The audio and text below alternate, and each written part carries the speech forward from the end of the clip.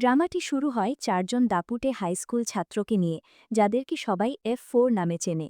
তারা একটি মেয়েকে খুব উত্ত্যক্ত করে, কিন্তু মেয়েটি ভয় না পেয়ে তাদের সোজাসুটি চ্যালেঞ্জ জানায়। মজার ব্যাপার হলো পরে এই গ্রুপের দুইজন সদস্যই মেয়েটির প্রেমে পড়ে যায়। ড্রামাটির শুরুতে দেখা যায় প্রধান নারী চরিত্র শান কাই তার স্বপ্নের বিশ্ববিদ্যালয়ে ভর্তি হয়েছে এবং সে বেশ খুশি।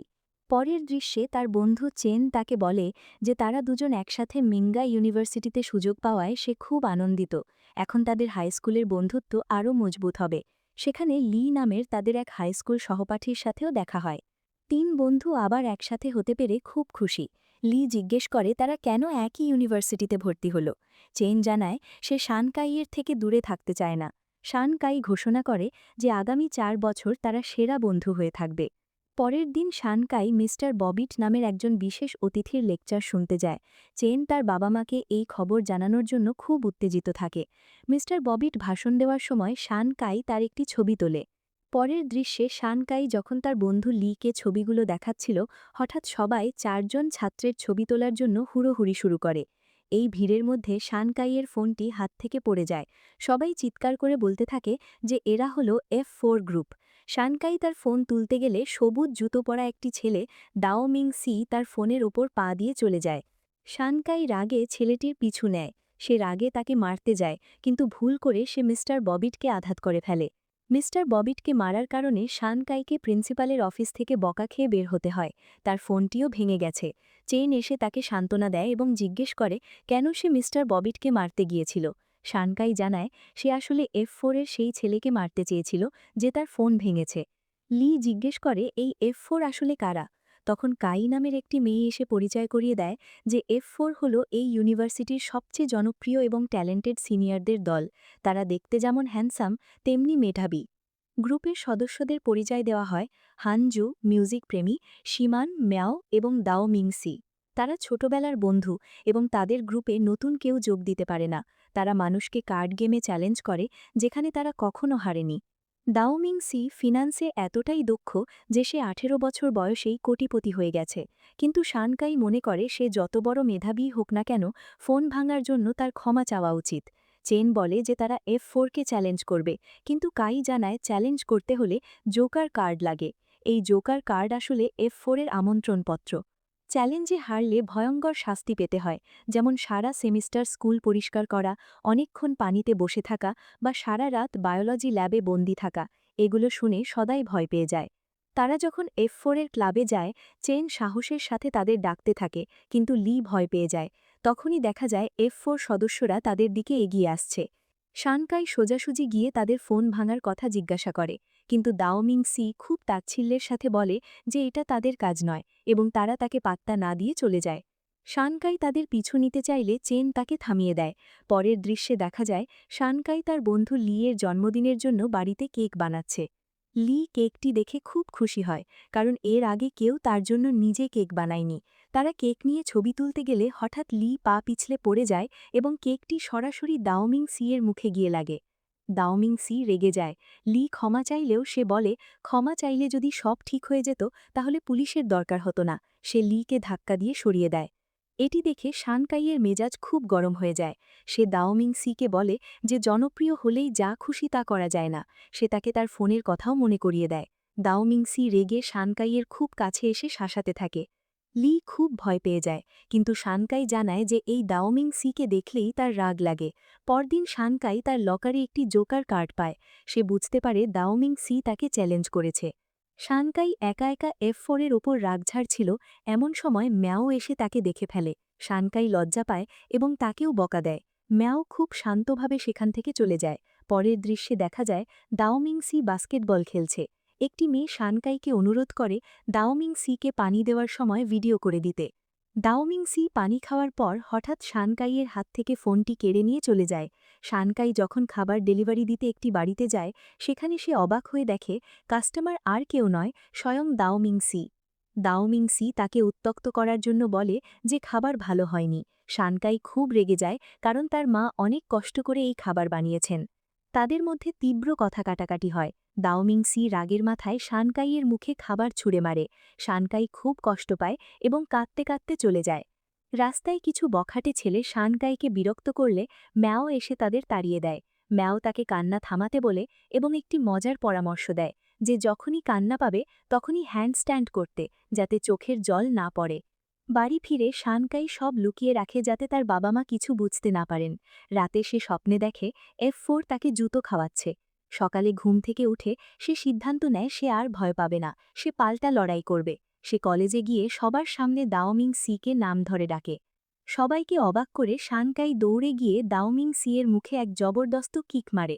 সে জোকার কার্ডটি তার দিকে ছুড়ে দিয়ে বলে যে শানকাইকে এত সহজে দমিয়ে রাখা যাবে না। দাওমিং সি মাটিতে পড়ে যায় এবং তার বন্ধুরা তাকে নিয়ে মজা করতে থাকে। তারা তাকে ব্যান্ডেজ করে দেয় এবং তার এই অবস্থা দেখে হাসাহাসি করে।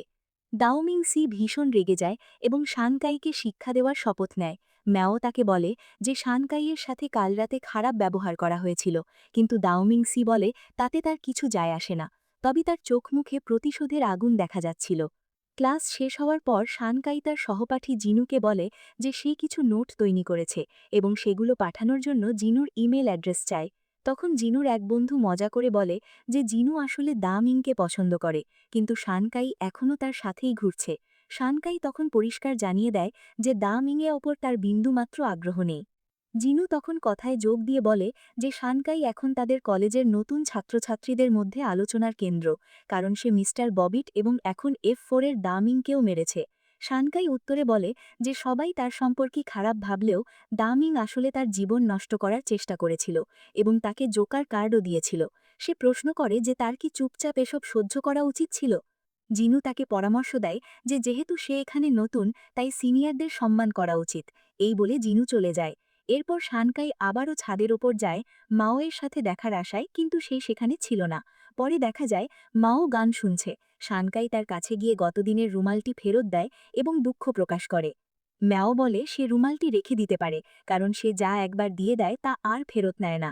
সে চলে যেতে চাইলে শানকাই তাকে থামিয়ে ধন্যবাদ জানায় এবং বলে কাল সে না থাকলে পরিস্থিতি খুব খারাপ হতে পারত। ম্যাও তখন পরিষ্কার করে বলে যে শানকাই ভুল বুঝছে, সে সাহায্য করেছিল কারণ ওই পরিস্থিতিটা তার সহ্য হচ্ছিল না। শানকাই জিজ্ঞেস করে সে আবারও তার সাথে ছাদে দেখা করতে পারে কি, কিন্তু ম্যাও না বলে চলে যায়। শানকাই যখন কলেজ থেকে বের হচ্ছিল তখন দুজন লোক তার কাছে এসে বলে যে দা মিং তার সাথে দেখা করতে চায়। তারা জানায় যে দা মিং তার ফোনের দাম দিয়ে দেবে এবং ক্ষমা চাইবে। এই কথা শুনে শানকাই তাদের বাড়িতে ওঠে। পরের দৃশ্যে দেখা যায় শানকাইকে দা মিংয়ের বাড়িতে সাজগোজ করানোর জন্য নিয়ে যাওয়া হয়েছে। একজন লোক এসে জিজ্ঞেস করে সে তৈরি কিনা। শানকাই সামনে এলে সে তার গায়ে পারফিউম ছিটিয়ে দেয় এবং একটি ঘরে নিয়ে যায়। সে জানায় যে দা মিং কিছুক্ষণের মধ্যেই আসবে। শানকাই কিছুটা ঘাবড়ে গিয়ে জিজ্ঞেস করে সে আসলে কি চায়। লোকটি তাকে আশ্বস্ত করে যে দা মিং ভালো ছেলে, সে কোনো ক্ষতি করবে না। শানকাই একা ঘরে অপেক্ষা করার সময় F4 সদস্যদের ছোটবেলার ছবি দেখে মনে মনে বলে যে দাওমিংকে ছোটবেলায় বেশ কিউট লাগত, কিন্তু দাওমিংকে ঘরে ঢুকতে দেখেই সে রেগে চিৎকার করে বলে যে তার ফোন চাই এবং সে বাড়ি যেতে চায়। দাওমিং তাকে উল্টো জিজ্ঞেস করে সে কি মাওকে পছন্দ করে। শানকাই বিরক্ত হয়ে বলে যে তাকে কেন এখানে আনা হয়েছে বা কেন তাকে এভাবে সাজানো হয়েছে সে কিছুই বুঝতে পারছে না। দাওমিং তখন দম্ভ করে বলে যে শানকাই যদি তার কথা শোনে তাহলে তার জীবন বদলে যাবে এবং সে খুশি হবে, কারণ দাওমিং তাকে তার গার্লফ্রেন্ড বানাতে চায়। দাওমিং বলতে থাকে যে সে সবসময় শানকাইয়ের পাশে থাকবে। সে স্কুলের নাস্তা কিনে দেবে, হোমওয়ার্কে সাহায্য করবে, গেম খেলার সময় তাকে ইচ্ছে করে জিতিয়ে দেবে, এমনকি তাকে নিয়ে ঘুরতেও যাবে। শানকাই বিদ্রুপ করে বলে যে সে নিশ্চয়ই কোনো রসকতা করছে। শানকাই তার নিজের কাপড় ফেরত চায় এবং বলে যে দাওমিং পাগল কিনা সে জানে না, তবে তার এই বিশেষ খাতিরের কোনো দরকার নেই। এতে দাওমিং প্রচণ্ড রেগে গিয়ে বলে যে এই পৃথিবীতে এমন কিছু নেই যা সে পেতে পারে না। শানকাই নিজেকে কি মনে করে? শানকাই দমে না গিয়ে বলে যে পুরো পৃথিবী তার পায়ের নিচে থাকলেও সে কখনো তাকে পাবে না এবং সে কখনোই তার মতো ছেলের সাথে প্রেম করবে না। এই বলে সে তার জুতো জোড়া দামিংয়ের দিকে ছুঁড়ে মেরে সেখান থেকে বেরিয়ে যায়। ঘরে ফিরে শানকাই বিছানায় শুয়ে ভাবে যে ওই পাগল ছেলেটি তাকে নিজের বাড়িতে নিয়ে গিয়েছিল, কিন্তু সে কখনোই তার প্রেমিকা হবে না। সে আসলে কাকে চায় সেটা নিয়ে চিন্তা করে। মাওয়ের কথা মনে পড়তেই সে বুঝতে পারে সে আসলে কাকে চায়। শানকাই তার বন্ধু লিয়ের সাথে কলেজে আসে। তখন F4 সদস্যরাও সেখানে পৌঁছায়। শানকাই এবং দাওমিং একে অপরের দিকে তাকিয়ে যে যার পথে চলে যায়। লি মন্তব্য করে যে দাওমিং বোধহয় শানকাইয়ের দিকেই তাকিয়েছিল। অন্যদিকে দাওমিং তার বন্ধুদের বলে যে শানকাই নিশ্চিতভাবে তার প্রেমে পড়ছে, কারণ কোনো মেয়েই তাকে অমান্য করতে পারে না। এরপর সে একটা প্র্যাঙ্ক বা কৌতুকের কথা বলে। সে প্রস্তাব দেয় যে তারা মেয়েদের বাথরুমে লুকিয়ে থেকে ভূত সেজে ভয়টা খাবে। সে বাজি ধরে যে শানকাই এতে প্রচণ্ড ভয় পাবে। ইয়েমেন অবাক হয়ে জিজ্ঞেস করে যে দাওমিং কি পাগল হয়ে গেছে। ম্যাও জানিয়ে দেয় সে এসবের মধ্যে নেই। জেমেন বলে যে মেয়েদের এভাবে ভয় দেখানো মোটেও ভালো কাজ নয়। বিরক্ত হয়ে দাওমিং বলে যে সে কাউকে কষ্ট দিতে চায়নি, শুধু মজা করতে চেয়েছিল, কিন্তু বন্ধুরা কেউ রাজি না হওয়ায় সে রেগে চলে যায়। সে দমে না গিয়ে আবার পরিকল্পনা করে। সে বলে শানকাইয়ের ব্যাগে নকল তেলাপোকা রেখে দেবে, যাতে সে ব্যাগ খুললেই ভয় পায়। তার বন্ধুরা আবারও এই আইডিয়া নাকচ করে দেয়। এরপর সে বলে আপেলের মতো দেখতে পেঁয়াজ বানিয়ে তাকে খেতে দেবে, যাতে সে ঝালে কাঁদে।